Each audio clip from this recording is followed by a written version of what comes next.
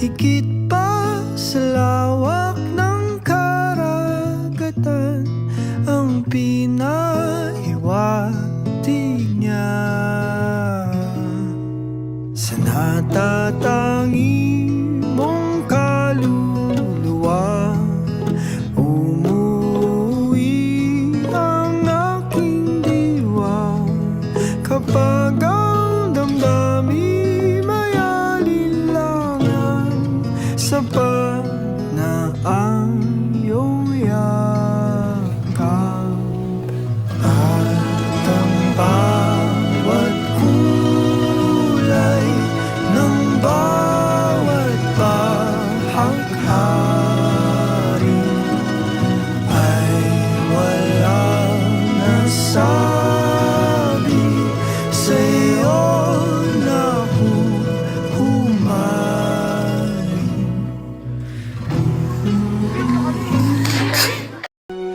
Kailangan kita dito sa aking mundo.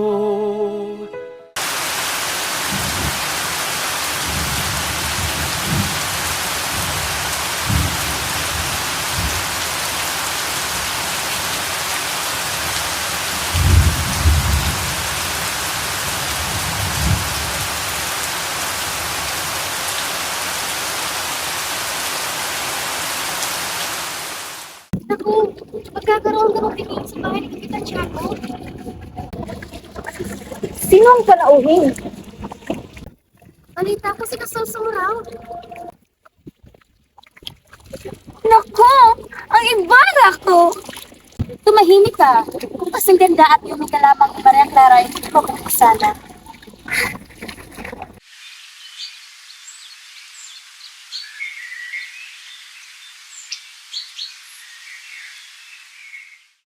Ang mga walang kwentang Indyo ay kilala bilang tamad, tanga, at mapagwalang bahala sa loob ng 20 taon. Mga walang utang na loob. At tamo, iilan lamang ang naghatid sa akin nung ako'y inilipat. Ano naman at sino ang siyang nagpalipat sa iyo? Baka nakakalimutan ninyo ang aking tungkulin sa ating bayan. Nararapat lamang na gawin ko ang tama.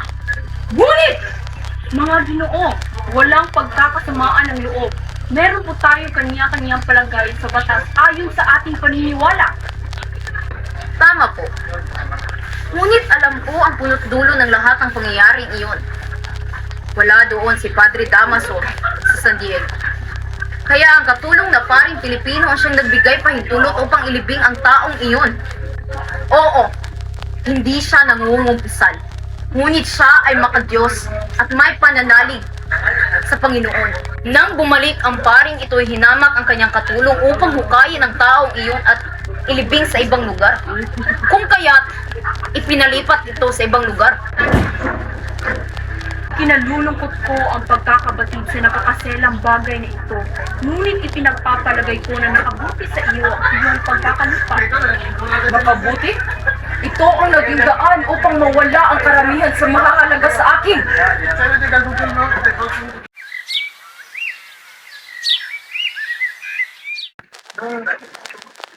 Padre Damaso, nariyan ka pala.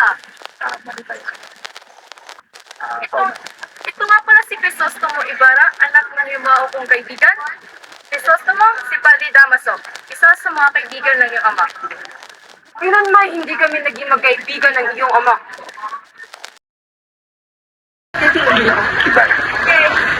Bakit hindi mo ipakilala ang iyong sarili sa iyong mga bisita? Isang maligayang araw sa lahat. Ako nga pala si Juan Crisostomo Ibarra, Magsalit.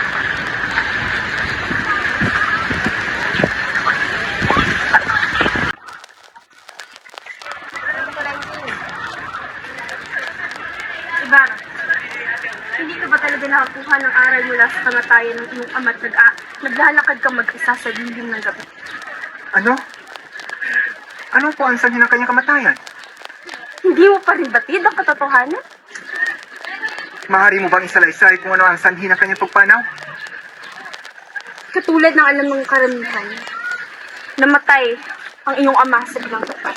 Tulad ng pagkakaalam ng lahat, ay namatay siya sa bilangguan. Hindi kinaya ng kanyang katawan ang sinapit niya sa piitan. Pinaratangan siyang erehe at pilibustero.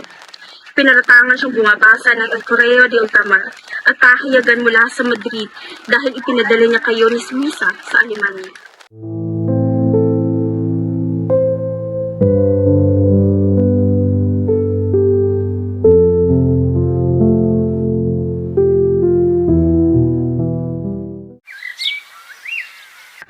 Maligayang hapon, Kapitan Tiago. Nanriyan po ba sa loob si Maria Clara?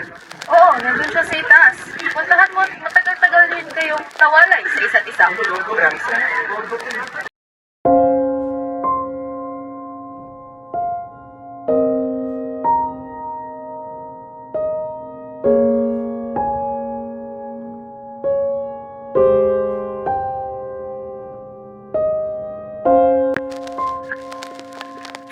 Maria Clara,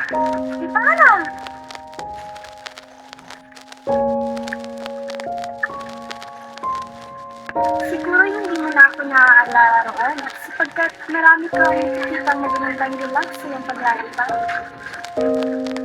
hindi kita maaaring makalimutan. Maria, hindi ako maaaring magmula sa banal natin sa iba.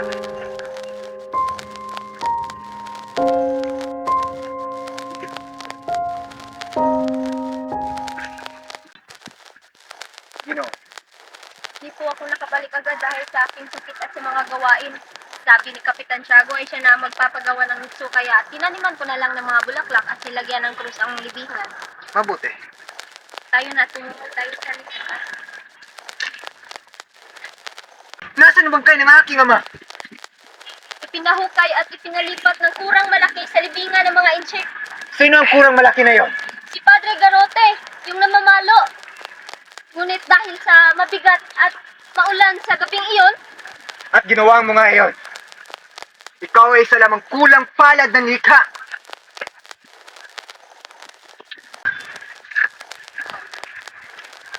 Ikaw ba ang kurang malaki? Ano ang ginawa mo sa aking ama? Kayo ho ay nagkakamali. Hindi po ako, kundi ang aking hinaalinhan, si Padre Damaso.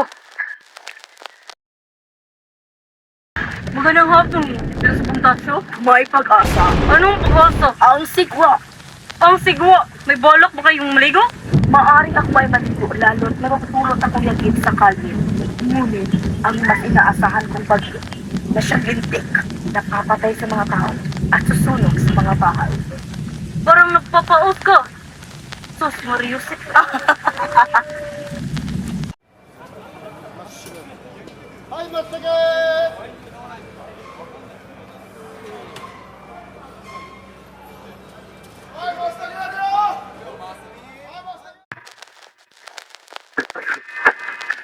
Hintayin mo muna yung mga anak.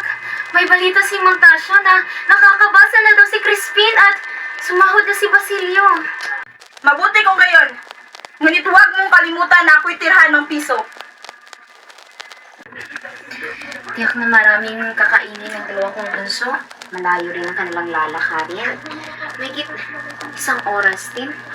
Tsak na pagdating nila ay gutom na gutom sila.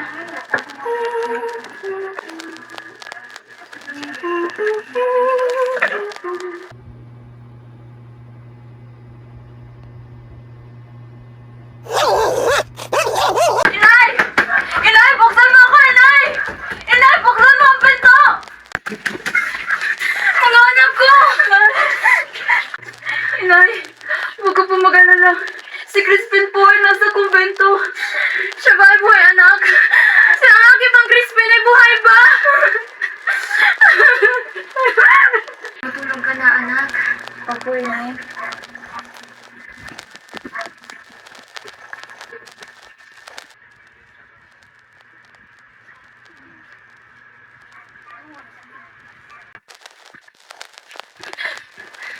Nay, nakabuo na po ako ng pasya. Nay, hindi na po ako magsasakistan. Krisostomo, ditong banda itinapo ng tagapaglibing ang bangkay ng iyong ama. Kasama ko si Teniente Guevara noon. Hindi kailangang ako'y iyong pasalamatan. Kasi malaki ang utang na loob ko sa iyong ama. Tinangkilik at tinulungan niya ako ng bagong dating pa lang ako rito. Inihanda niya ako ng bahay na matitirhan at ginawa ang lahat ng makakaya para sa ikakaunlad ng pag-aaral ng mga batang naghihirap na aking tinuturuan. Lahat ng pangangailangan sa paaralan ay siya ang tumutustos. Pero nalulungkot ako na maagang naputol ang kabutihan ng Don dahil sa kamatayan. Crispin! Basilio! Crispin! Crispin! Sisa! Ang hindi ka magsasabi sa akin ng totoo, itatali kita sa punong kahoy at babarilin. Nakatakas ang nakatatanda sa kumbento. Nasaan sila? Matagal ko na hindi nakikita si Crispin, kaya ako nandito sa kumbento. Gusto ko na siyang makita.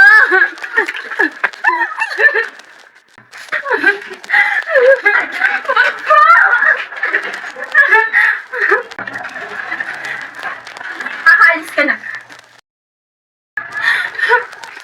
Crispin! Basilio! Basilio! Basilio!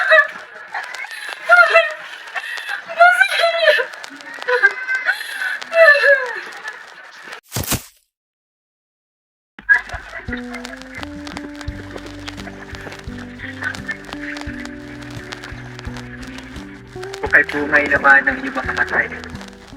Huwag mo nga akong pinupulan para ito lang mas maraming pagkakataon sa iyo. Maria, wala na kasi sa'yo. Naku, mas maganda pa rin ang lawang niyan sa akin. Baka nakalimutan mo na may tiktik tayo buga sa aking pinipili. Hindi ko yan makakalimutan ginoon. Maya-maya, isasakyan ko ang aking mga kaibigan. Ako ay nasasakyan. Sigurado ka ba na mga kaibigan mo na naisang-isama? Oo, kung masabi natin magkaroon na sa muna. Pag-iwanan ay lagi niya akong pinapagin. At natatakot ako sa kanyang mga tito. Huwag na roon, lagi siya makisinasabi na nagawa at ito ang tuwaga.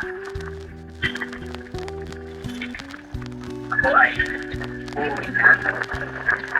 Sa natatangi mong kaluluwa umuwi.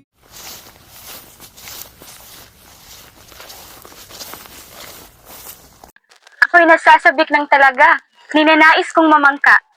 Tumahimik ka nga, Sinang. Nakakarindi ka na, ah. Ano ba kayo? Nandito tayo para magsaya. Isa ito sa pinakahihintay kong araw. Gusto ko nang malasap ang preskong inihaw na isda. Neneng, ba't ka tahimik?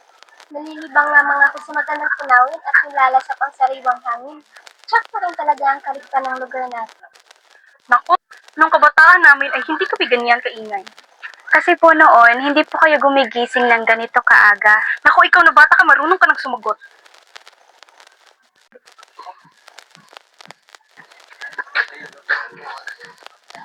Tahimik ba ang baybayin? Magkakaroon kaya ng magandang panahon? Huwag po kayong mag-alala, marunong po akong lumuhis.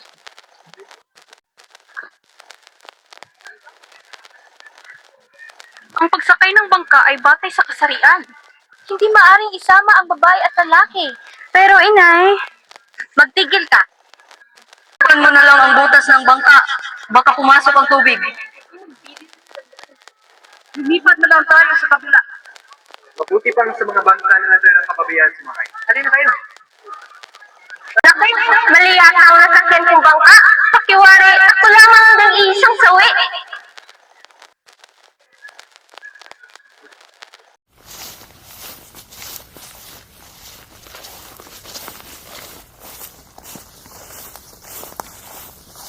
Mabutit nakarating na kayo. Halina't mag-almusal na tayo.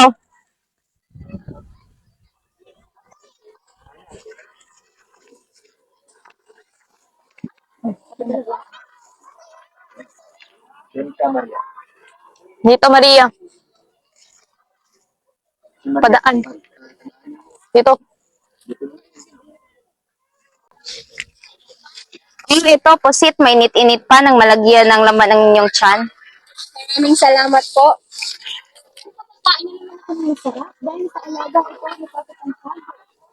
Isang karangalan ang magsilbi sa inyong lahat. Maria Clara, balita ko to si Yumi mo yung natutanging pinis. Parinig mo naman sa kanila, Maria Clara. Sino may gitara? Ako nang bahala, binibini. Kung ganon, ako'y kakanta na. Pasuyak-suyak ka, kunwari, patingin-tingin sa akin, imaintindi ka. Ang ibig mo sabihin. Buhaya! Huwag kayong mga ba.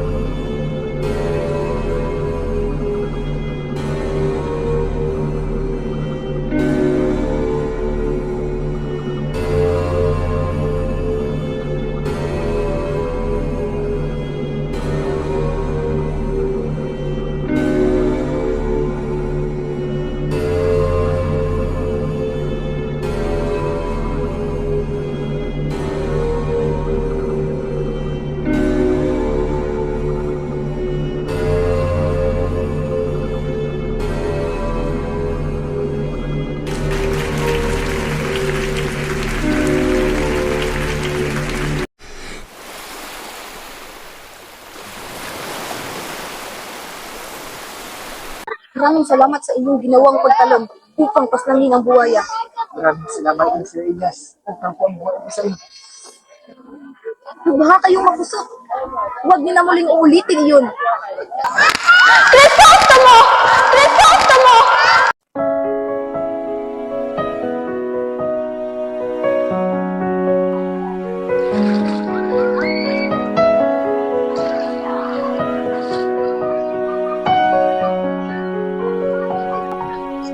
Hindi na sana ako lumitaw at sinundan mo. Di sana'y makapiling ko na rin ang aking pamilya.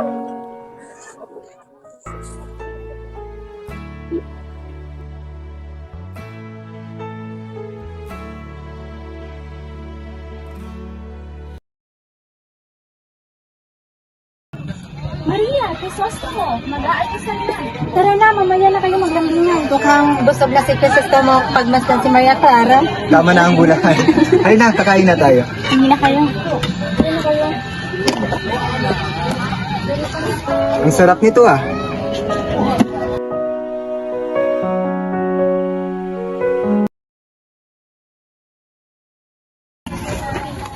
Walang sinuman ang kikilos! Mapipilitan kami mapaputok! Mga lapastangang Indio! Nag-imbita ng kriminal! Ano nangyayari? Anong kailangan mo tiniyan, tay? Isuko niyo sa Elias ang bangkero niyo kaninang umaga. Di ko tungkulin at alam sa iyo ang lahat ng aking gagawin. Kahit sino ay aanyayahan namin kung kayo ay napagod. Kayo rin ay tatanggapin dito kagaya ng inyong mga alkeres na kakaalis lamang. Halugugin ang paligid!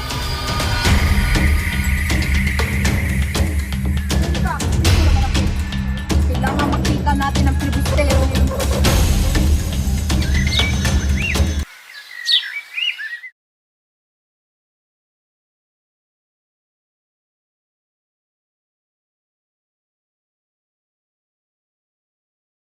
May sasangguni lang sana ako. Kahapon kasi. Nadakit ba ang tapos palad na batang iyon? Si Elias ba ang iyong tinutukoy? Ba't mo nalaman? Nakita ko kasi ang mutya ng Guardia Civil. Sino tinutukoy ng mutya? Ang asawa ng Alperes, ang dumalo sa iyong kasigahan na hindi mo inanyayahan. Nabalitaan ko kahapon na tungkol sa buwaya. Iniisip niya na ang pangkero'y siya ring nagtulak sa kanyang asawa sa papikan at nanakit kay Padre Damaso.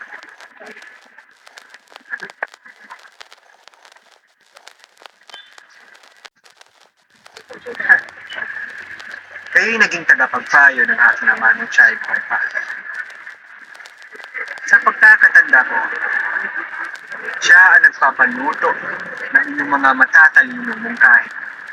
Ngayon, ako naman namang maghihingi sa iyo ng mungkahi patungkol sa aking napagplanuhan na magtayo ng paaralan. Iyan ang aking hinahangad, ngunit walang saysay ito sapagkat itinuturing nila akong baliw. Una kung maipapayo sa inyo, huwag niyo na akong hinga ng payo sapagkat magtawag din kayong baliw. Ikalaway, humingi kayo ng payo sa mga kurang, sa kapitan, o sa lahat ng mamamayan. Hayaanin niyo silang maniwala na nakikinig kayo sa kanilang payo. Maganda ang iyong itinuran na payo, ngunit mahirap gawin.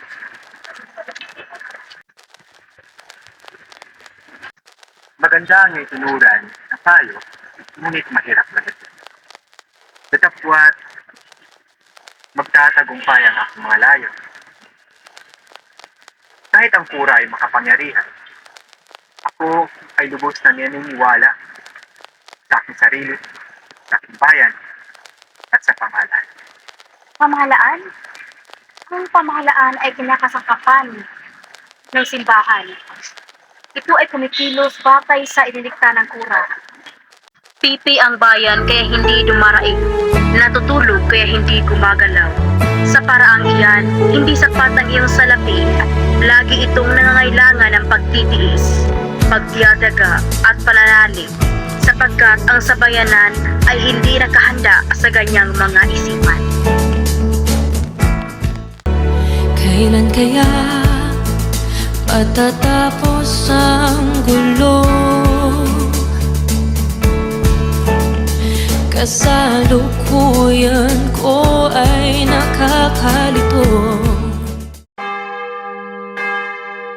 Isang biyaya ang magkakaroon ang ating mamamayan ng isang paaralang para sa mga babae at para sa mga lalaki. Kung nagkataon ngayon lamang magkakaroon ang ating mamamayan ng isang paaralang parang palasyo sa laki. May mga silid para sa mga babae, gayon din ang para sa mga lalaki. Ang paligid nito'y lilinangin upang magkakaroon ng wasto at makabagong pamamaraan ng pagtatanim ng mga babae at ng mga lalaki. May mga puok, pagpahingahan din. Mayroon ding napakalaking bakurang nakalaan para sa mga larong pagpalakas ng katawan. Nako! Nagkakaisa ng pamahalaan at simbahan! Mabuti naman! Naging mabuti ang daloy ng aking mga ninanais. Maraming salamat. Kung ang iyong pagdating ay may masayang mukha sa pakitagili, pagkaingatan sa kaaway na hihig. Napulitan kung magpapatayo ka ng paaralan sa San Diego. Kasiya-siya at nakagagalak na may nagpusang magbukat na maging instrumento sa pagkatuto ng mga kabataan sa ating bayan. Ninanais ko hindi maranasan ng mga susunod pa na henerasyon na mabansagan silang mga Indio. Kung kaya ninanais ko silang bigyan ng tulong. Kung may maimumungkahi ka ng Santiago, hindi mas mabuti. Iyan ang naisip ko, Jesus. Ano kaya kung paaralan ni San Francisco ang ipapangalan sa gusaling papatayo? Subalit, mabuting itong intakasin upang magkaroon ng naiibang kahulugan sa mababang paaralan. Tama. Hindi ko naisip yun, Captain Tiago. Pero makakaasa ka sa akin.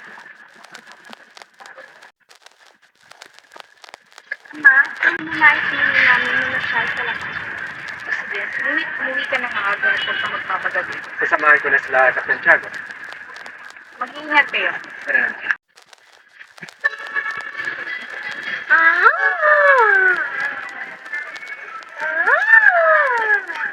Kadalasan nililubos ng bata ay pagkain. 4 na taon na din niyang may sakit kapagkat nakawa sa bilangguan ng dinakit ng mga Guardia Civil. Ewan ko lang kung bakit.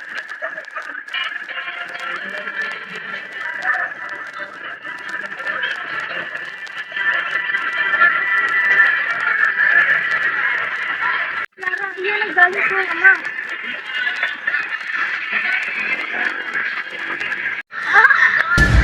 Magdasal tayo!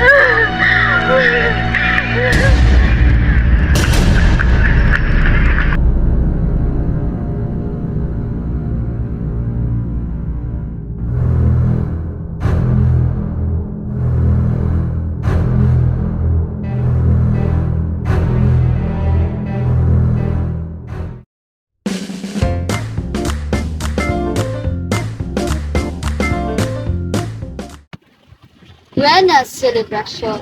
Se elevaron a cabo muchos eventos entretenidos. San Diego es precioso.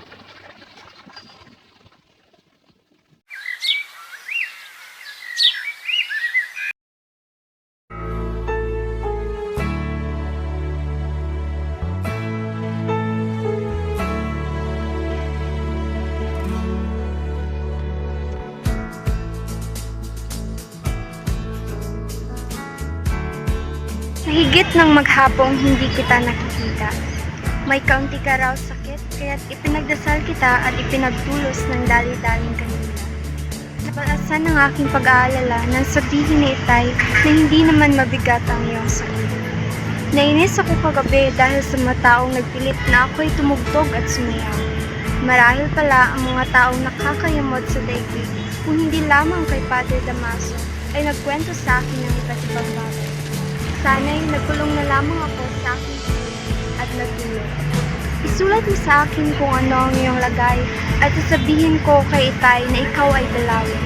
Nariyan si Andeng upang ipaglaga ka ng tsaa. Sana'y siyang magluto ng pinakamasarap na tsaa kaysa iyong mga gusto.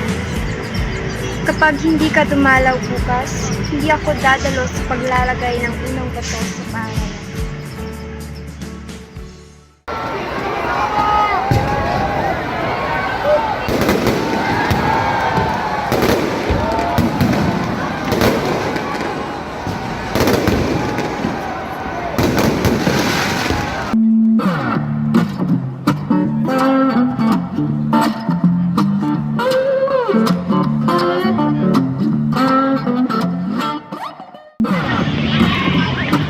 Magandang umaga, Joseph Ignacio.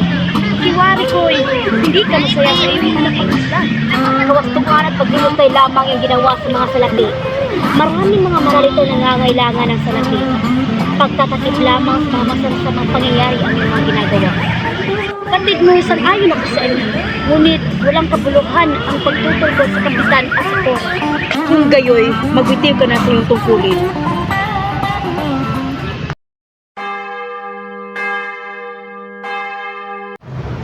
Ibigay mo sa kanila ang iyong mahiwagang diwa upang palanaganapin sa kanilang pangangarak at hindi mo kinuhang muli ang mana sa kanilang bibig at binigyan ng tubig upang mawala ang kanilang uhaw. Mga salita na sinabi ni Esdras, ikalawang aklat, Kabanata 9, versikulo 20. Nagliliwanag sa kanilingan ang dambana. Bantayan ninyo ito sa pamamagitan ng kaluluwa at puso. Upang ang bawat salita ay hindi sa mga batuhan lamang mapupunta. Kailangan itong umunlad. Kayong mga taong makasalanan ay taus-pusong humarap sa Kanya upang magsisi sa inyong mga kasalanan. Siya na tagatubos ng inyong mga kasalanan, ng inyong mga kaluluwa, na siyang inihila ng impyerno. Tignan niyo ang walang gulat na si Gideon at ang tapang na si David. Ang bayaning si Roldan ng Kakristyanuhan at ang mga gwardya sibil ng kalangitan na mas marahas pa sa mga pinagsama-samang mga gwardya sibil sa hinaharap. Sa gabi ay maaaring magniningning ang bituin. Ang lalong makabuluhan ay makasikat ang araw sa gitna ng liwanag. Sa ganyan, namumukod tangi ang ating patron. Tayong lahat ay nararapat na isaulo ang banal na kasulatan gaya ng Ama namin upang kayong mga Indyo, kayong mga tao ay hindi na dapat pang pangaralan. Ang nakakalimot ay ang mga protestante, mga erehe, na dito pa man sa lupa'y pinarurusahan na sa pamamagitan ng piitan. Dapat kayong katakutan at layuan, lalo na sa mga babae. Kung maaari ipapabitay sa pamamagitan ng mga pinunong bayan. Magandang araw sa ating lahat. Ang ating mundo ay malapit nang matapos. Ayon sa mga hula ng mga santo, uulan ng apoy, bato at abo upang parusahan kayong mga Indyo, kayong mga taong makasalanan. Sa seremonya ng pagpapalagay ng unang bato sa bahay para huwag kayong malapit sa batong inuubos. Huwag kayong lulusong sa hukay at sumama kayo sa kuro sapagkat nanganganib ang iyong buhay doon.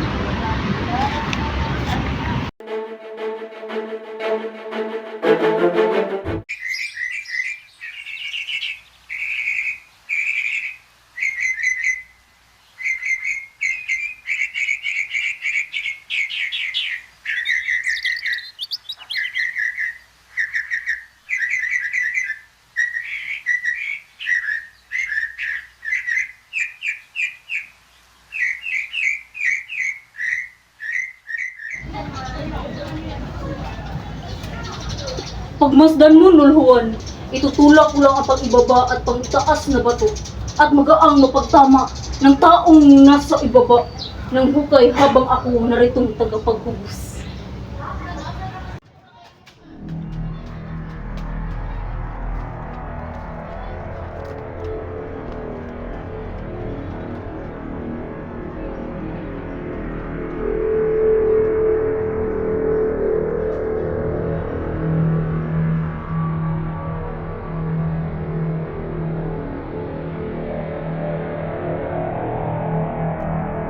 Crisostomo, ikaw naman ang maglagay sa ukang bato.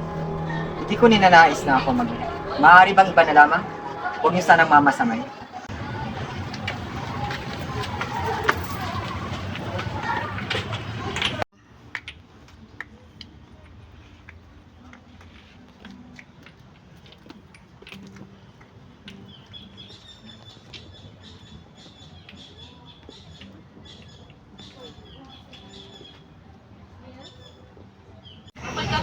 Kayo naman ang maglagay.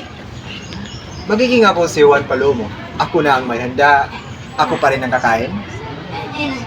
Hindi kami aalis sa hukay na ito hanggat hindi nakikita ang susunod na paghuhukom. Juan, ikuha mo ako ng bagong kutsara.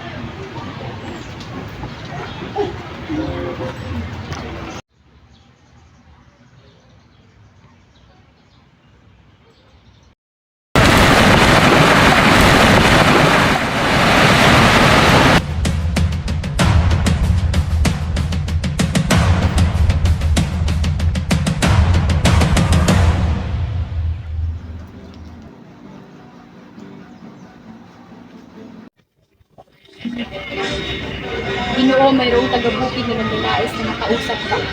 Papasok mo.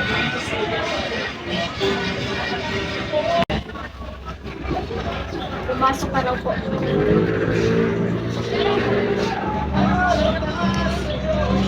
Yes! Ano sa jam? Magandang araw. Iniligtasin niyo ang aking buhay. Wala kayong dapat pasalamatan. Hindi sapat ang aking ginawa.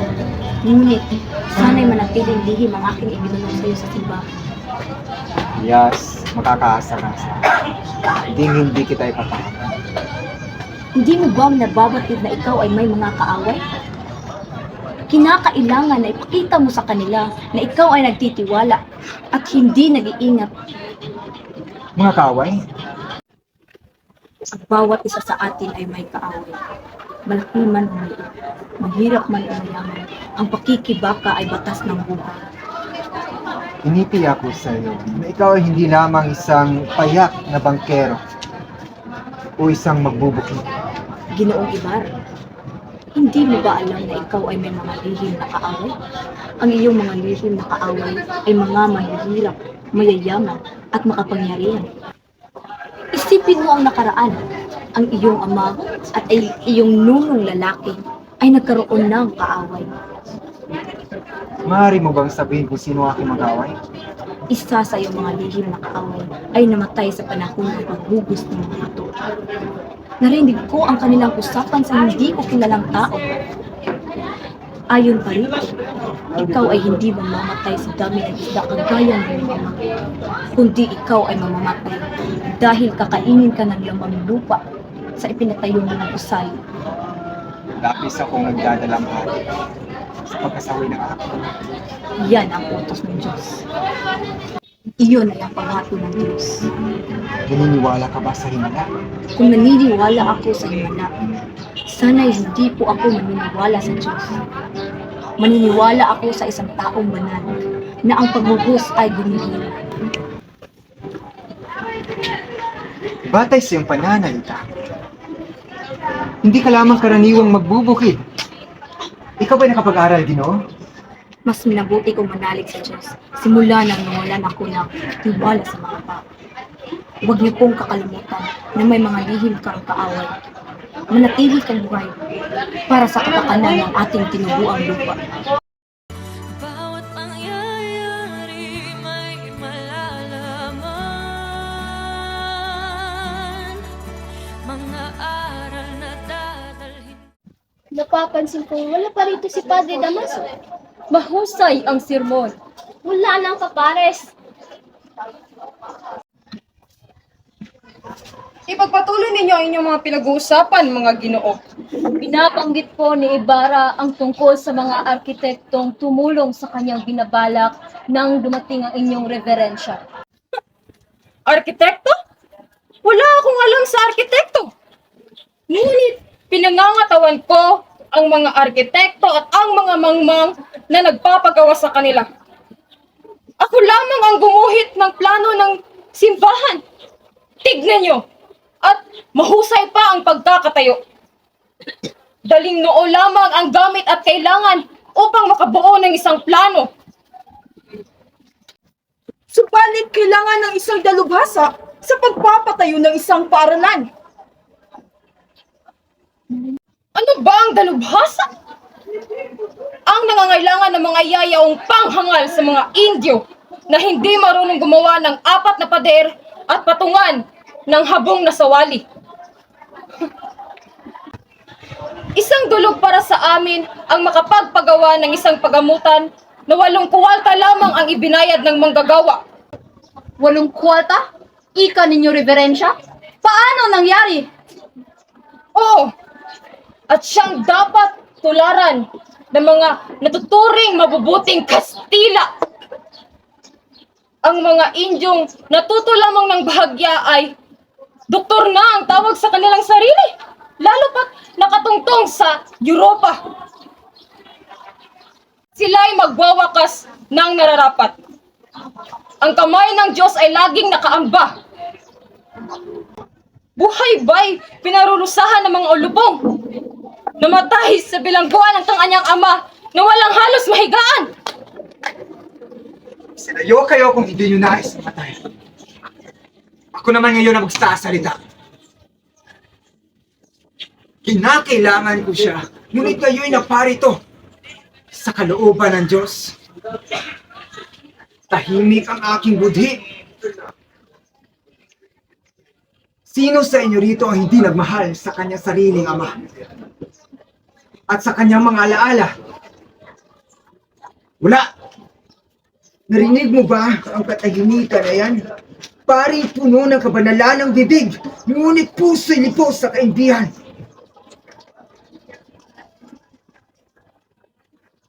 Inisip mo man lang sana ang iyong sariling ama at ang kanyang kahalagahan. Walang isa dito na tao na nagdalo sa lamesang ito na katulad mo. Magsilayo kayo. Natatakot ba kayo na mabahira ng aking kamay ng masamang dugo? Kayong mga pari at mga hukom, pakinggan niyo ako. Ang aking ama ay isang marangal na tao.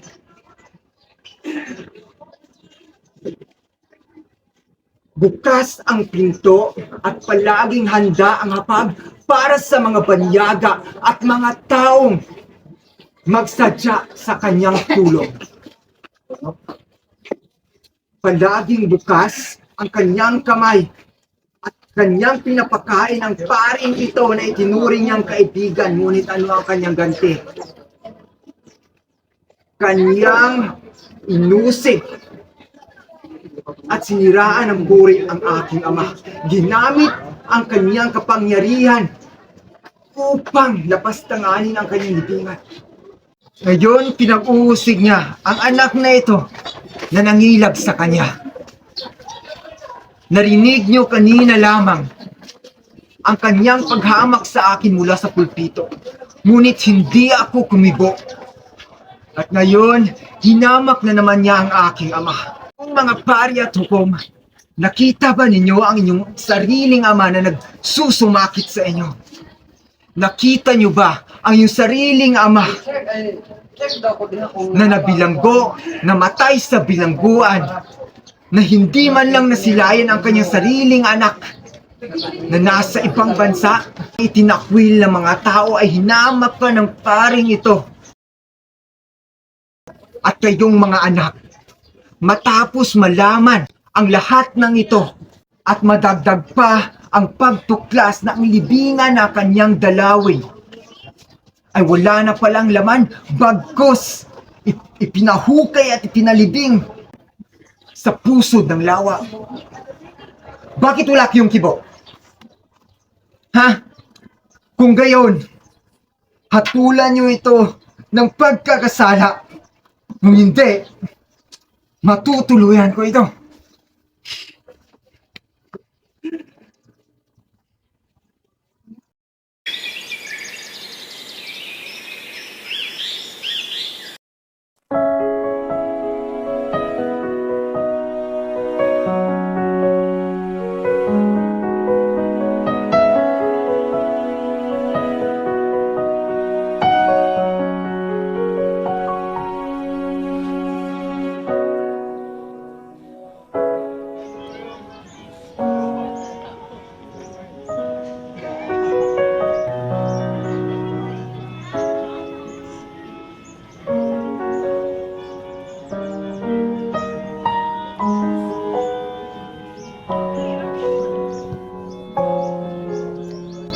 Dahil, Clara, masusolusyonan din ang lahat. Huwag mo kaming pinag-aalala, Maria Clara. Magiging matiwasay din ang lahat. Isa lamang itong suliranin sa inyong pag-iibigan. Ganun nga, Tia Isabel. Magiging mabuti rin ang takbo ng panahon. Tumahan ka, anak ko. Iibsan siya ng Escobillon dahil hindi naman niya napatay si Padre Damaso. Nahimatay lamang ito. Isa pa'y maani natin ng sulatan ng Santo Papa. Gaano hindi tayo ng ating halaga. Huwag ka nang umiyak. Magang-maga lang yung mga mata. Hayaan mo at ako ang bahala upang kayo magkausap.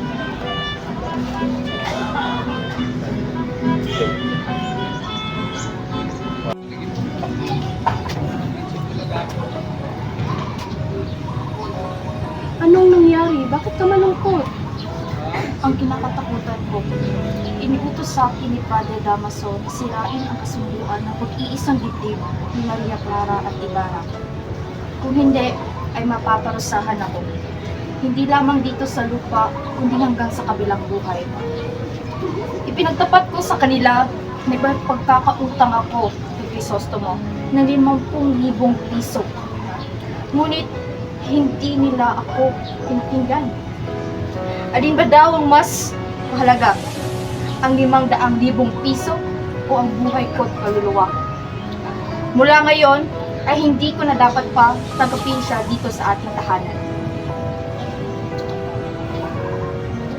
Huwag kang ganyan, anak ko. Tumahan ka.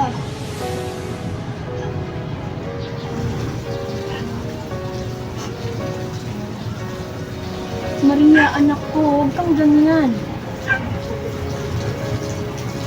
Tumulad ka sa iyong ina na noon lamang naglilihi kong nakitang lumuha. At ang sabi sa akin ng iyong inaamang si Padre Damaso ay may darating na isang kamag-anak na binata galing sa Espanya. At ito ang nilaang maging kasintahan mo. Ano ka ba, Santiago? Nababaliw ka na ba? Nag-aalo ka ng katipan sa anak mo na akala mo'y nagpapalit lamang ito ng damit? Alam ko, Isabel, at batid kong iba si Crisostomo. At ang mga Kastilang yan, kayamanan lang ang layunin yan kung kaya't nagpapakasal sa ating mga Pilipino. Ngunit, binalaan ako ng ekskomunyon na nanganganib ang aking kaluluwa, pati na rin ang aking katawan. Lagi mo na lamang pinapahirapan ang kalooban ng iyong anak. Kaibigan mo naman ang arsobispo. Bakit hindi mo ito sulatan? Ang arsobispo man ay may prayle rin. Ngunit wala itong sinusunod kundi ang utos lamang ng mga prayle. Huwag ka nang umiyak, anak. Darating si Kapitan General at baka naisin na makaharap at makausap ka at makita ang iyong matang nagmumugto. Mas lalo akong suwimpalad kaysa sa iyo. Ngunit hindi ako umiiyak.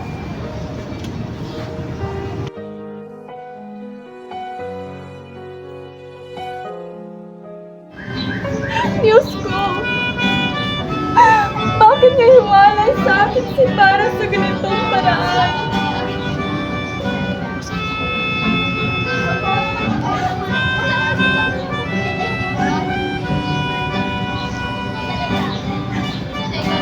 Ninanais ng Kapitan General na ikay kumanta, ngunit sinabi ko na ikaw ang sakit. Huwag po kayong mag-alala. Hindi ko po kaya ang mataya. Kakanta po.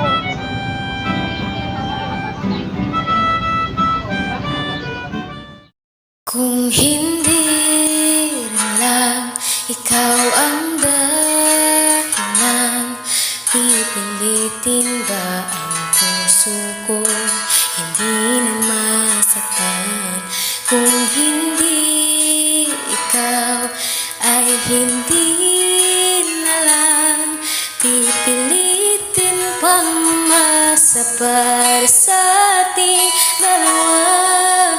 Giniginaw at hindi makagalaw, nahihirapan ang pusong pinipilit ay ikaw.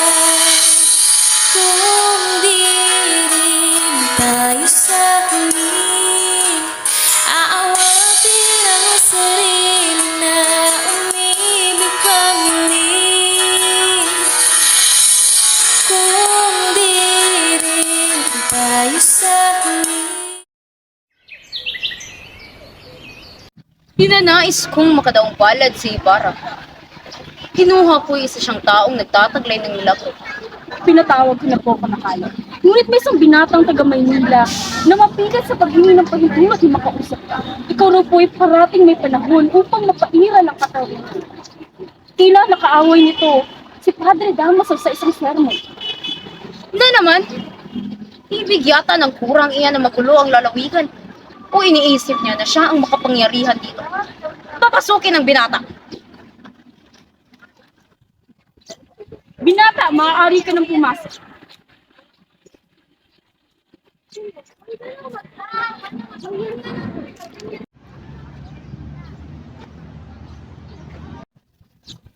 Sayang lamang ang panahon natin dito. Ako'y wala namang sasabihin sa kanya. Wala na rin akong sasabihin sa kanya. Tayo na't umalis. Maaari nang pumasok ang inyong reverensya.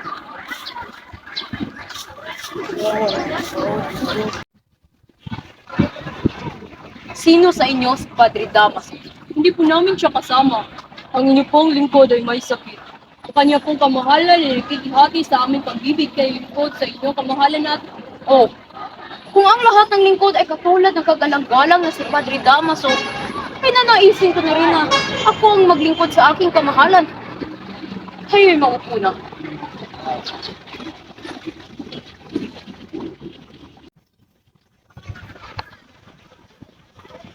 Anak niyo ba ang binibining iyan? Inyo po, kamahalan. Binibining? Napakaswerte ng iyong mga magulang. Madalas kang pinupuri sa akin ng iyong mga paghahanga. Kaya hinahangad ko na kayo'y makausap at mapasalamatan sa katangi-tanging ginawa ninyo kanina. Parating na sa akin ang lahat. Kaya pagsulat ko ng hari ay nihiling ko na kayo'y mapasalamatan at mabigyan ng pabuya. Ngunit Ginoo, makabubuti na masihan na kayo sa inyong malinis na buti at pagpipitagan ng mga kabataan. Hinihiling ko na bigyan ninyo ng pagkakataon na maipakilala marunong magparusa at matarungan at marunong ding magbigay ng gantimpala at hindi ito nagbubulag-bulag. Si Ginoong Ibarra po ay handang maglingkod sa inyong kamahalan. Binibini. Karangalan ko'y ika'y aking masinag. Marami pa tayong bagay na pag-uusapan. Ginoong Alkalde, pakisamahan ako sa aking pamamasyal pagkatapos kong makausap si Ginoong Ibarra. Pinaalam ko po sa inyong kamahalan na si Ginoong Ibarra ay isang ex-komunikado. Kung may sukat po ang aking ipagdadamdam, ay ang pagkakasakit ni Padre Dam. Sapagkat matanda na siya at hindi na makapabuti ang pag-uwi ng Espanya na may sakit.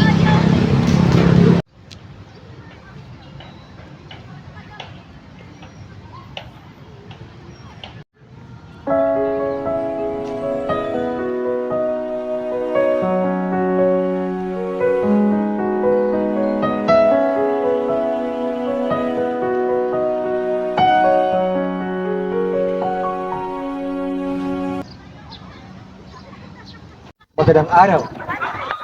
Nag-aalala kung makita ka, Ginoong Ibarra. Kaya ipalagay mo ang iyong sarili sa aking pagtanggap. Ginoo, labis po yata. Iyo ay nag-aalinlangan. At yan ay kawalan ng aking diwa sa aking katarungan. Itinituri ko pong isang malaking utang na loob ang ganitong mula sa sugo ng hari ng Espanya. Mabuti. Kung gayo ay makapag-usap tayo na may kapalagayang loob. Labis akong natutuwa sa iyong ginawa. Kaya minumungkahi ko sa ating pamahalaan na ikaw ay bigyang pabuya para sa iyong ipinatayong paaralan.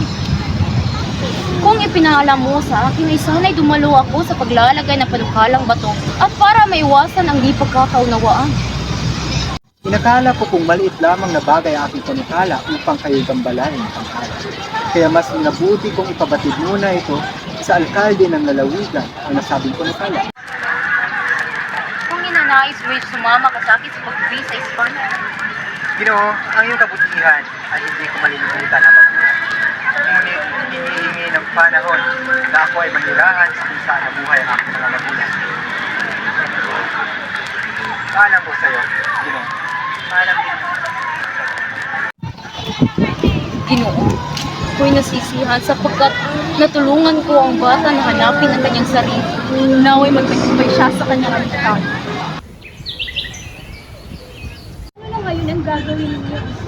Kung siyang nararapat para sa akin, narito lang kaming mga kaibigan.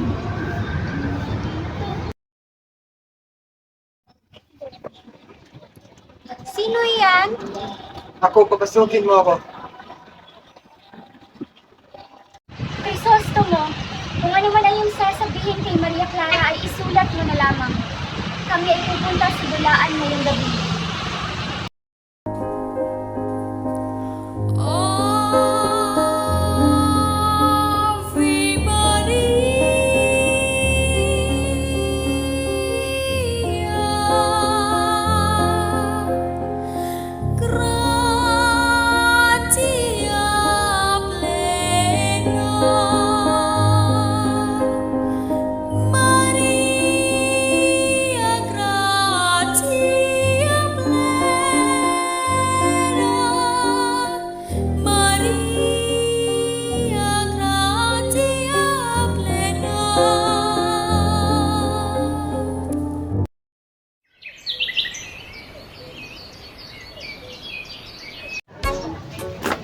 Ay, napakainit naman sa lugar na ito.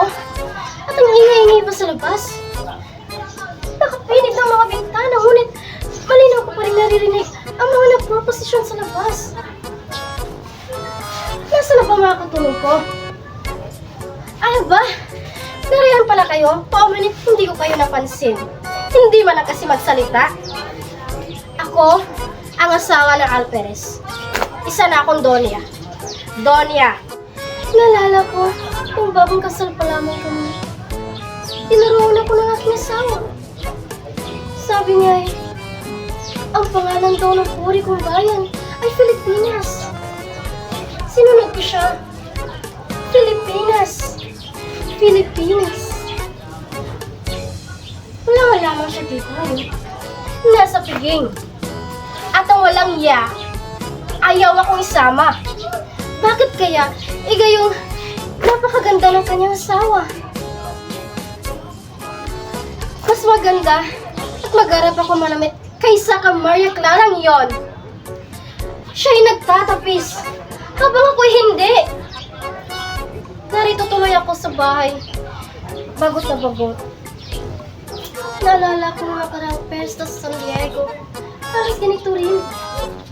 Maingay, kahit nakasira ng mga bintana. Nag-isa lamang ako sa bahay na yun. At ang walang hiya akong asawa, ayaw akong isama. Lagi na lamang ganon. Ikanahihiya niya ang napakaganda niyang asawa.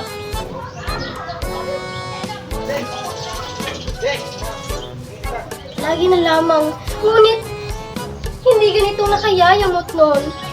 Meron kasi akong narinig. Hindi ako makanta. Sino nga ba yun? Si Sisa.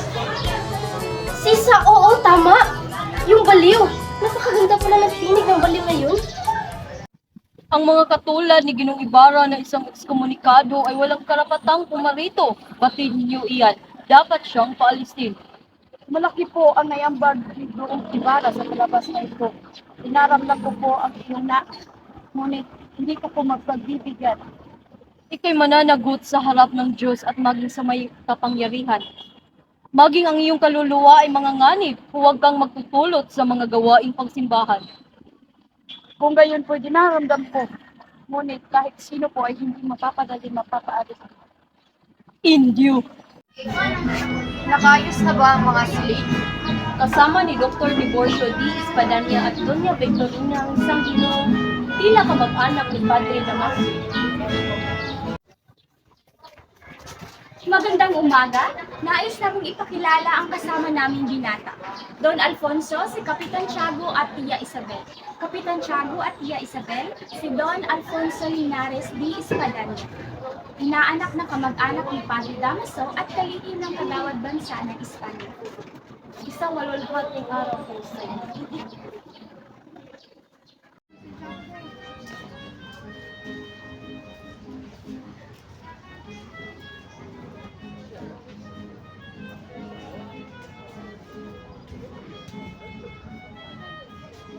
May sakit siya, ngunit maaari pang mapagaling.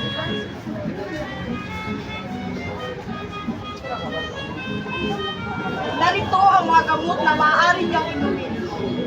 Tila ako ay nakatingin sa isang rosas na nasisinaga ng araw kung kaya't ito ay kumikinang. Maria Clara, kami ay andito upang ikaw ay gamutin. Ito nga pala si Linares, ang kalihim ng kagawad bansa ng Espanya. Ako'y lubos na nagagalak na masilayan ang iyong natatangong alindog.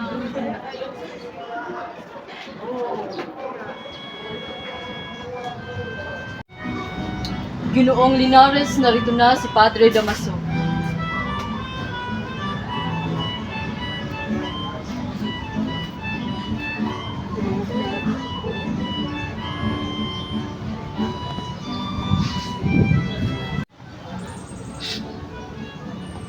Mahal na mahal niya talaga ang kanyang inaanak. Ito nga pala si Ginoong Linares, Padre Damaso. Malugod ako, makadaupang palad ka, Reverensya. Ikaw nga pala ang inaanak ni Carlicos. Opo ka. Ilang araw ko palang natanggap ang kanyang liham. Hindi kita nakilala sapagkat hindi ka pa ipinanganak nung ako'y umalis ng Espanya. Halika at pag-usapan natin sa Santiago.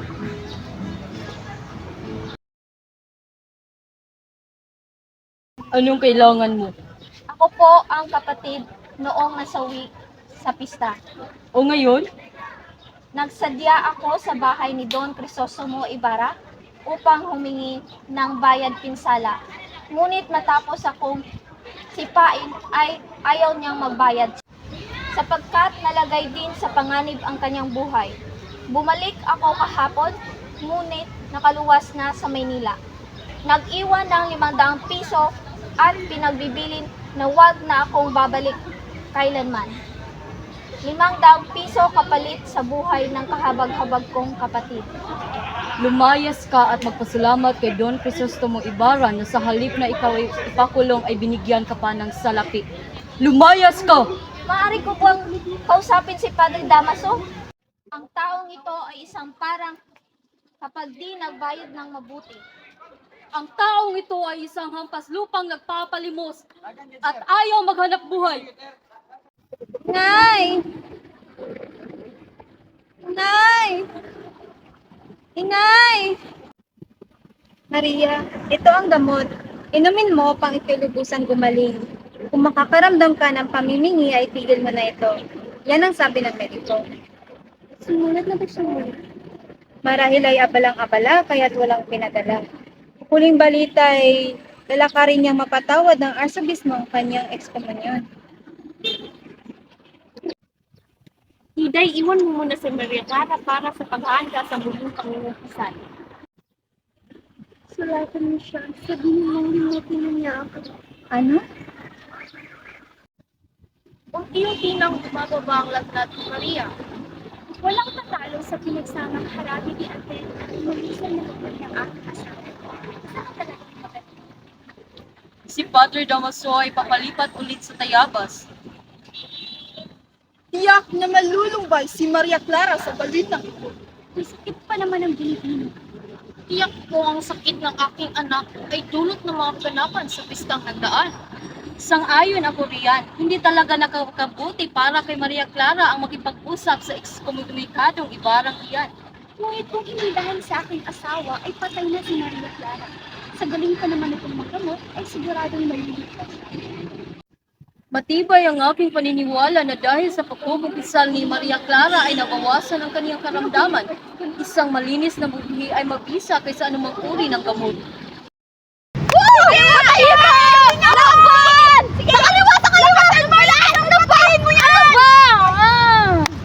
Sayang! Malapit na yun eh! Salo pa? Ano? Sangayon pa kayo sa aking alok?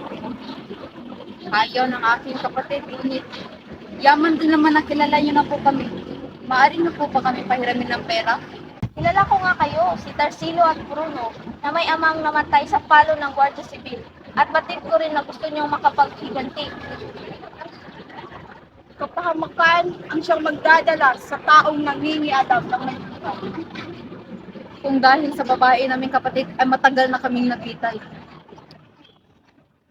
Ang mabibitay ay duwag lamang. At kung ano ang ginagawa ng mga bulong-bundukin niyan sa paligid. Ang pinag-uusapan natin ay kung makakahiram ba kami ng pera kahit 4, 3 o 2 piso. Magsisimula na ang sultada. Di akin ang kwaltang ito kay Crisostomo Ibarra para sa mga taong gustong sumunod sa kanyang mga utos. Tinatanggap na namin. Ang namatay sa bitay ay walang pinagkaiba sa namatay sa bala. Ang mga dukhang tulad namin ay hindi na umaasa pa. Bruno, ang isipin mo ay ang kapakanan ng kapatid nating babae. Sa makalawa ng gabi, ikawalo ay magkita tayo sa libingan at doon sasabihin ko ang ating mga hakbang na gagawin. Mas mabuti kung marami pa kayong masasamang iba.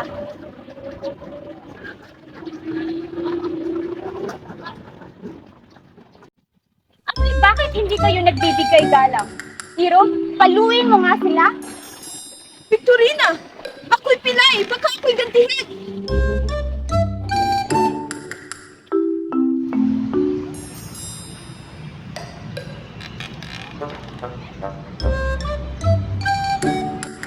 Hindi mo kami na. Bakit kung makatingin ka sa akin ay ganyan? Oo, sapagkat ang iyong kilay isingitim ng uling. Abay, walang iyato ah. Hoy, kailanin mo kung sino yung harap. Kahit ang mga alpiras hindi ko napasok sa aking bahay, nasa labas lamang sila. Oo, ang alpiras ay hindi pinapapasok. Pero ang pilantod kagaya ng asawa mo ay oo. Hoy, nakakahiya kang kausap. Ipaglaban mo nga ako at babayaran nila kahit magkano.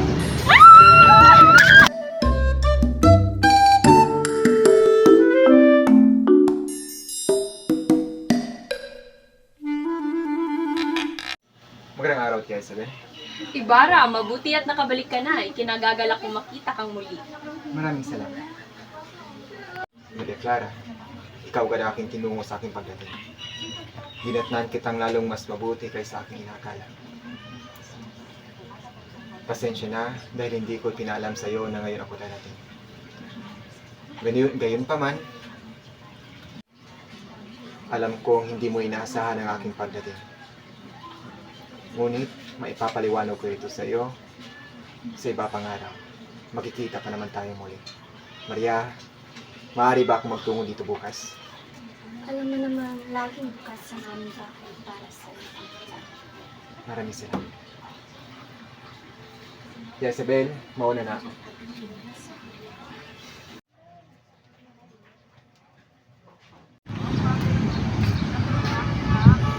Ano na naman yung pakay dito, Elias? Pagtatapat ko na ang aking sarili.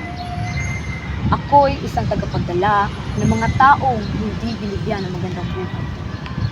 Layunin namin ang pagbabago ng kawal ng sandathan sa mga pari at pagbibigay ng karangalan at tunay na pangangalaga ng pamahalaan.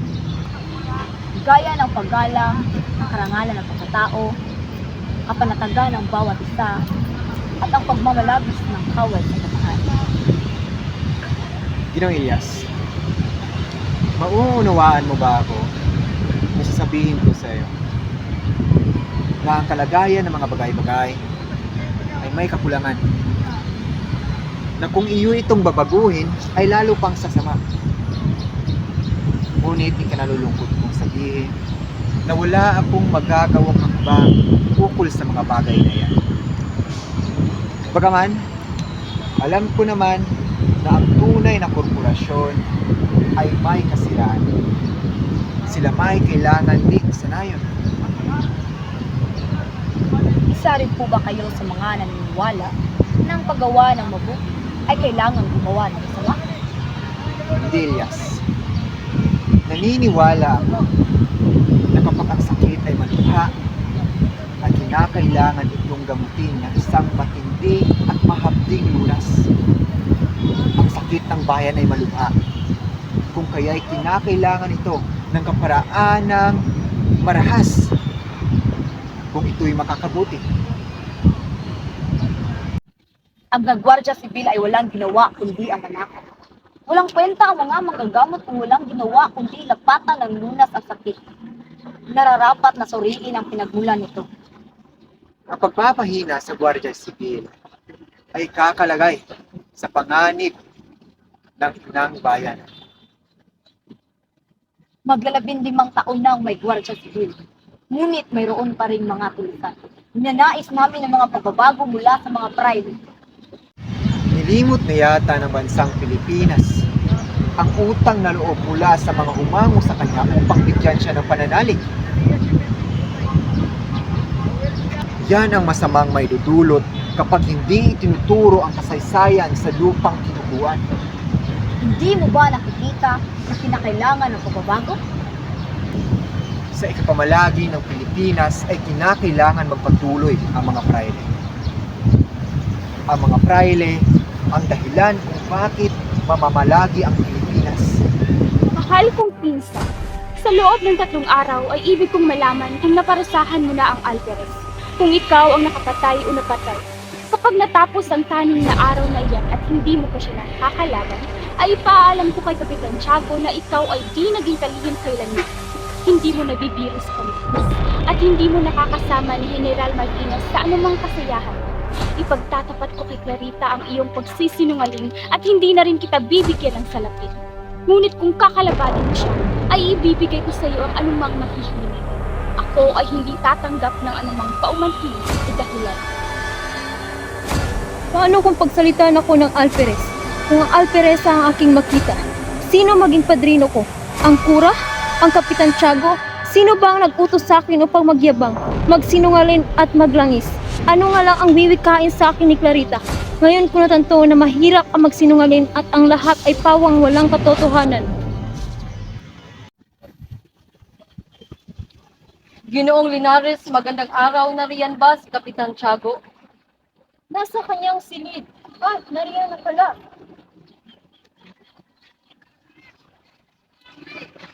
Magandang balita, nagbalik na raw si Ibarra mula sa Maynila at bitbit ang magandang balita na siya ay hindi na isang ekskomunikado, wala na ngayong hadlang.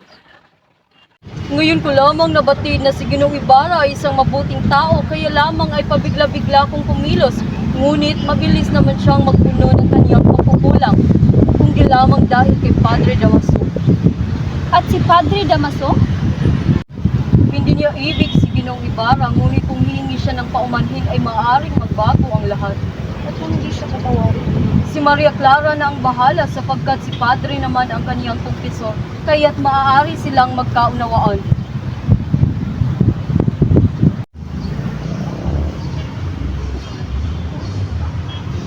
Magandang araw, Kapitan Tiago.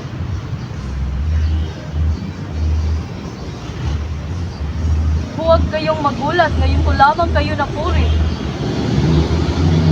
Kanina lamang ay napag-usapan namin ang iyong pagkawala. Nagkaroon kami ng iba't ibang paniniwala. Maaari ko bang malaman kung ano ang mga sapa sa pantahanan eh? Lihim namin iyon. Ngunit sabihin mo muna sa amin kung saan ka nang galing upang malaman namin kung sino sa amin ang tama. Boss, lihim din namin yan. Ngunit sasabihin ko sa iyo kapag tayo ay nagkasermihan.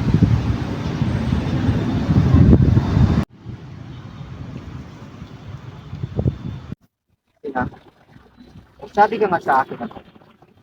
Hindi ba si Maria Clara ka? Hindi ko alam. Ngunit palagi siya umiiyak. At ang sabi ay, kalimutan mo na siya. Ang gusto ni Kapitan Tiago at Padre Damaso ay ikasal siya kay Linares. Ngunit ayaw ni Maria. Ngunit nang malaman na may nililigawan ka ng iba, ay sagot niya lamang sa akin ay lalong mabuti. At pagkatapos ay lalong siyang naiiyak. Pakisabi si Maria Clara. Nais ko siya makausap sa sila. Ba makaawa ko sa pero gusto ko malaman ang kasagutan. Bukas, pumunta ka sa amin ng maaga. Ngunit ayaw ni Maria mapag-isa, kaya't sasamahan namin. Ginong Alperes! Ano yung sadya dito sa aking bahay? Ano yung sadya sa aking pamamahay, kurap? Ninanais mo bang barilin ko ang iyong mga alagang kambing? Una pa rito ka para sa paghamon sa akin ni Linares ng isang duelo ng revolver.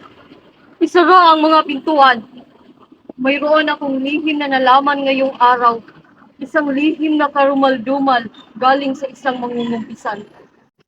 Mayroong pagsasalakay na magaganap pagsapit ng ikawalo ng gabi. Sasalakayin ang kumbento at ang kwartel. Ang lahat ng mga Kastila ay papatayin. Higit. Hihingi ako ng tulong sa ibang pamata. Maghahalata ang mga kalaban kapag ginawa ninyo iyan at maaaring hindi na nila ituloy ang pagsalakay. Kapag nagkagayon ay hindi na sila makikilala at walang makasisigaw ng katotohanan, lalo na kung sino ang may pakana nito. Kung papalarin ay ito na ang daan sa pagtaas ng inyong ranggo at pagkamit karangalan. Sa huli, banggitin niyo lamang ang aking pangalan at ako ang nagbigay alam sa inyo. Hindi ko lilimuting banggitin ang iyong pangalan at marahil maging obispo naman kayo.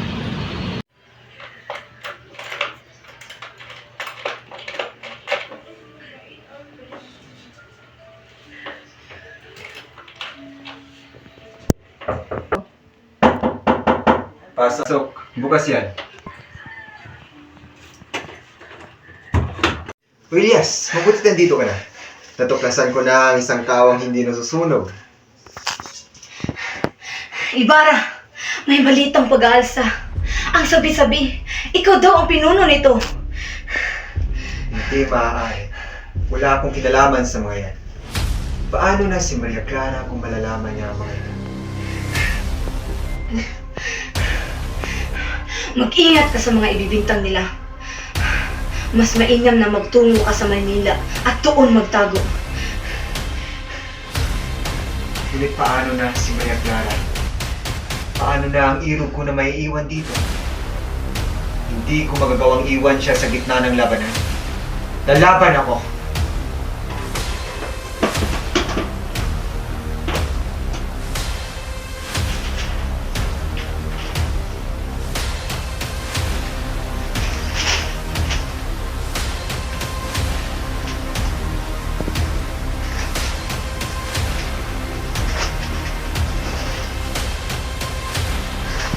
Sino si Don Pedro Ibarramendia?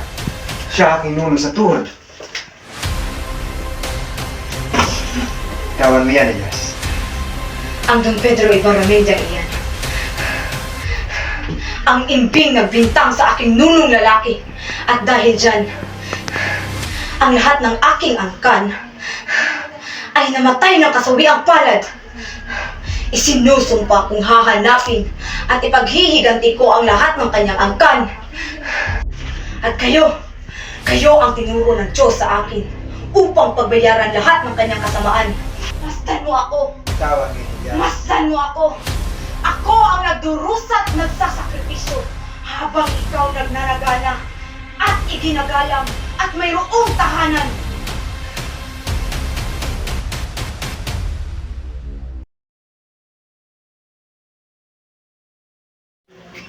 Magandang gabi.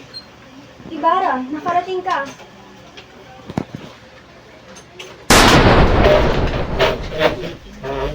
Diyos ko, ligtas niyo po kami!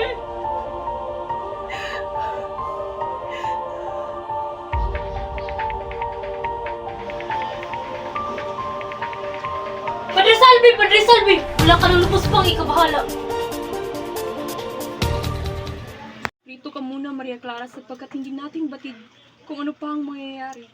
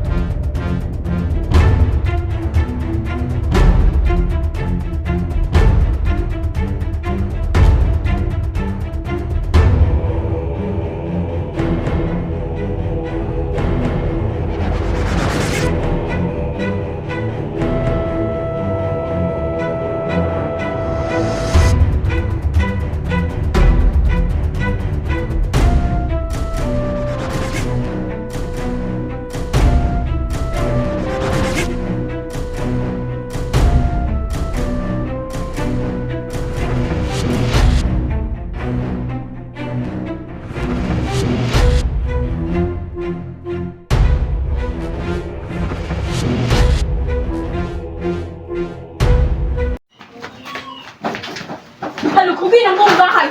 Hanapin ang mga papel na ebidensya ng pag-aalsa!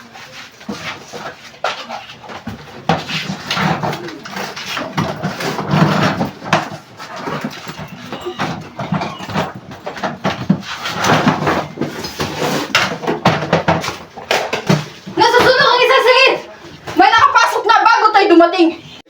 Iho di puta! Wala na mga papeles pagkat kinain na ng apoy! Nakakatakot, kasindak-sindak ang naganap na pagputok ng baril kagabi.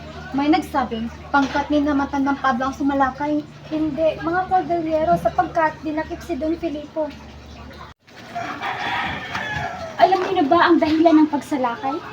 Hindi ako makapaniwala dahil ninanais daw na itana ni Ibarra si Maria Clara kung kaya't napilitan humingi sa Kapitan Tiago ng tulong sa mga Guardia Civil. Itatalan daw pag hindi may kasal si Nari sa Clarita. Naku! Kung kaya't ang buong pamilya ay luluwas na raw ng Maynila.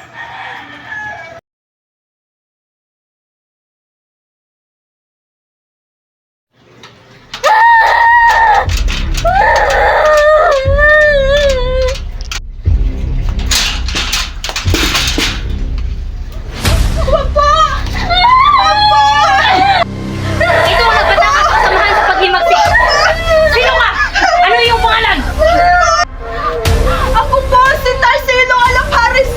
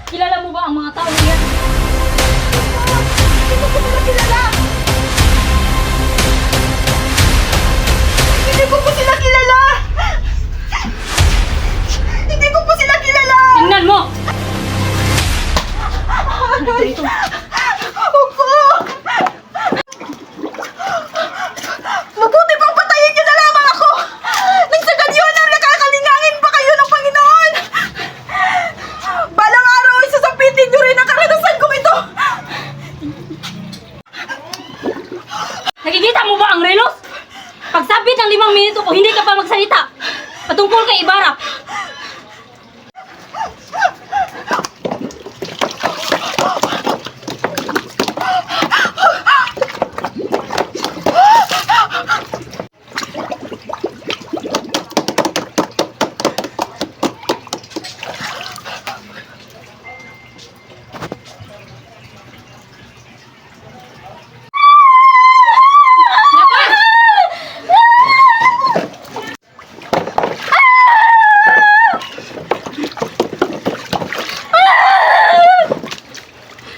Magpakilala ka!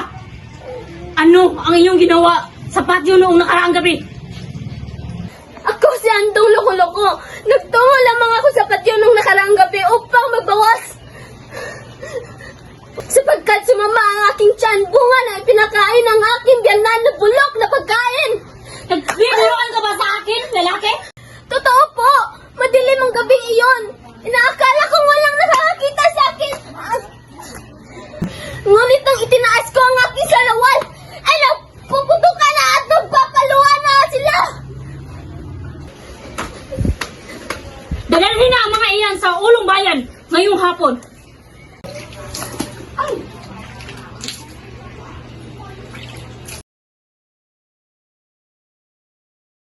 Crisostomo!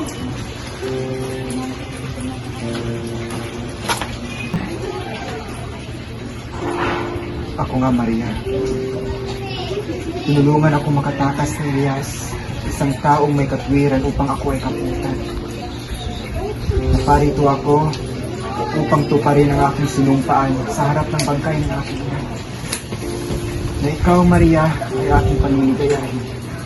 Maraming salamat. Dahil ngayon, binigyan mo ako ng pagkakataon upang ikaw ay makausap ng sarili mo. Baka ito na ang huli nating pagkikita. Bago ako aalis at lilisan, nais ko lang sabihin, Maria, na tinatawad na kita. Lumigaya ka nawa. Paalam. Crisostomo, dinala ka sa akin ng Diyos upang maibsan ang aking pag-iisa. Pakinggan mo muna ako sa kahatulan.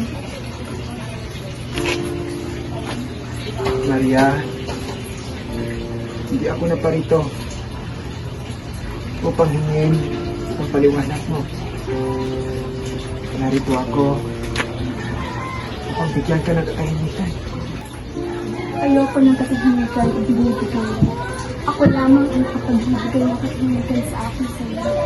Pinaghihirapan mo lalo ang aking kalooban at ito'y aking dadalhin sa aking kamatayan. Ngayon, ano yung nais? Napaniwalaan mong tanging ikaw lamang ang pinakamamahal ko ng pakailanman. Nauunawaan kita kung hindi ka naniniwala. Ngunit kung alam mo lamang, panunin ang aking pagkatao na ibinig sa akin mo ako ay naisipin, ay tiyak na kahahabagan mo.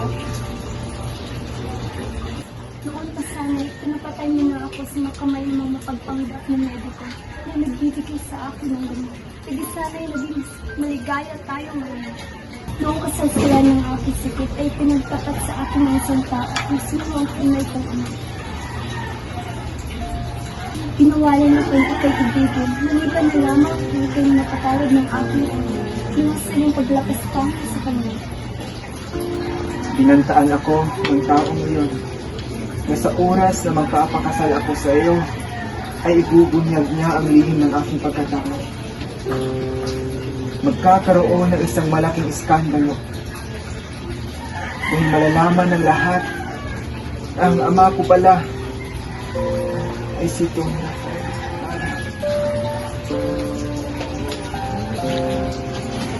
Anong gagawin ko? Marapat ba nalilimutin ko ang alaanin ng aking ina? Ang dangal ng aking ama-amahan na lapis ang lumaki sa akin. Ang pangalan ng aking tunay na ama. Ang dahil sa pag-ibig. May katunayan ba? Kailangan mo yan.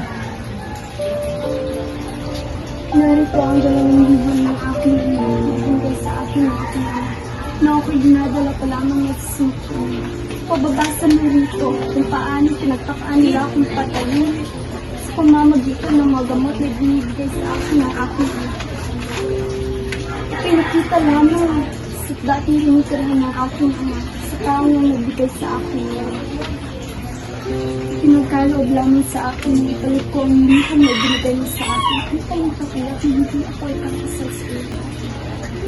Noon pa man naramdaman kong parang narikitin ako sa iyo. Ngunit anong magagawa ko? Hindi mo sumabi sa akin kung ano o saan nila maaaring gamitin ang liham na binigay sa akin. Ikaw ay isang anghel, Maria.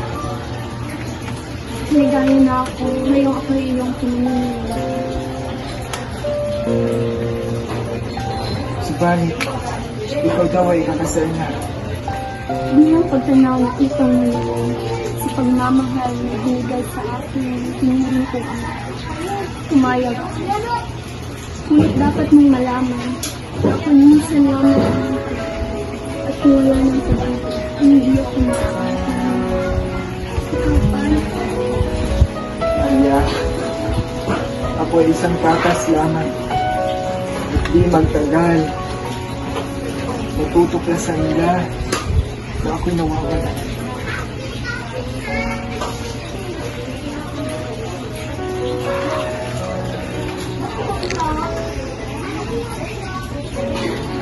Ito ang hirap ko, Maria.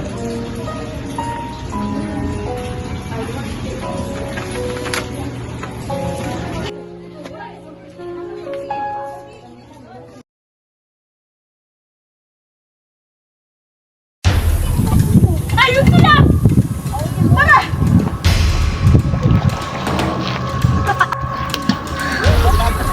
Tumakbo ka na! Paano kay Elias? Tumakbo ka na, Ibarra!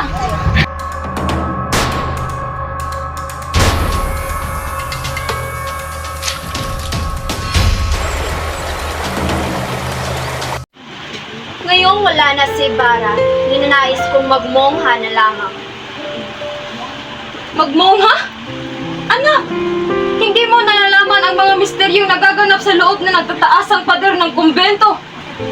Pamatausin ko na lang na makita at sawi sa mundo kaysa sa loob ng monsteryo. Anak, makinig ka. Dito'y maaaring marinig ang iyong hinagpis, ngunit doon sa loob, ni kahit anino walang makakarinig sa iyo. Wala kang karamay. Anak, makinig ka. Darating ang panahon at makakalimot ka rin. Matutunan mo ring mahalin si Linares. Anak! Makinig ka, anak!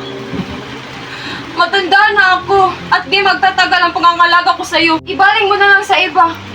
Humanap ka ng pag-ibig kahit sino. Huwag lamang sa kumbento, anak, mangako ka. Kumbento o kamatayan? Por favor! Panginoon ko! Panginoon ko! Ako ay iyong pinarurusahan, ngunit ikaw ang masusunod. Ngunit huwag mo lang pababayaan ang aking anak. Sige! Magmongha ka! Magmongha ka! Ngunit ipapangako mo sa akin huwag kang mamamatay. Maraming salamat.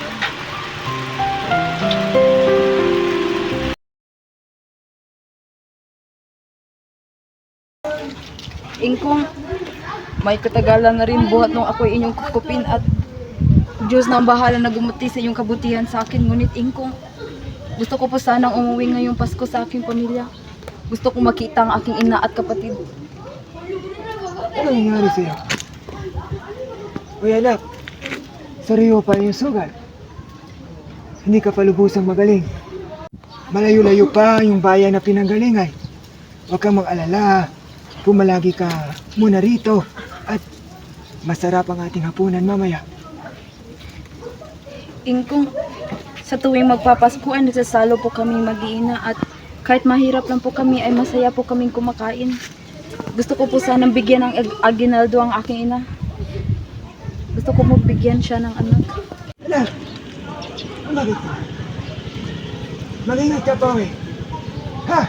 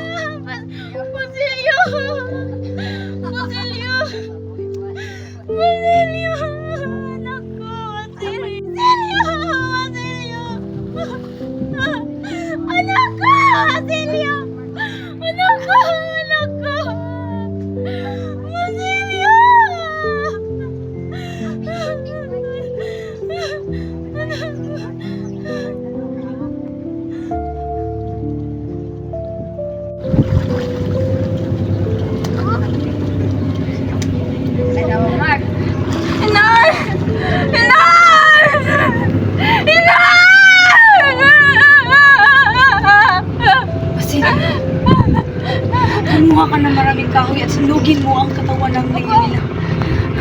Hanggang sa kami magiging apo. Ngunit, wala na kaming silbi sa bayang ito.